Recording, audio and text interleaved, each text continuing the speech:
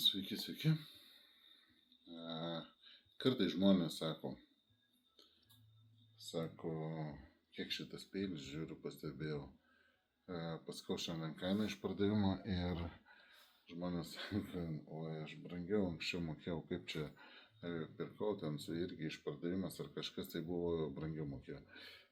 Žinokit, šiandien, sako, visiškai nesiriša kainas, tas savikainas gali būti taip, gali iš viso ten įdausas bus kainas, sakau, todėl didelis išpardavimas. Visiškai.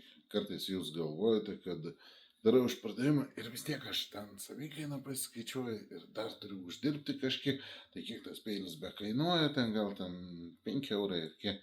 Ne, šiandien, ne, iš viso pas manis kainos tokios įdomesnės yra, jos kartais nesiriša su savikainom, kartais, kai būna išpardavimai, aukcionam, kartais pradžią dedu irgi būna tokios įdomesnės kainos.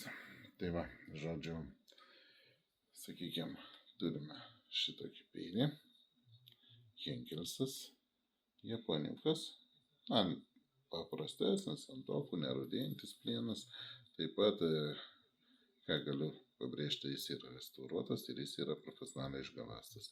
Tai va, paskaičiuokime, restauravimas 15 eurų. Paskaičiuoju taip, nes daug nereikėjo. Galandinimas taip pat 15 euriukų irgi, 30 euriukų gaunam.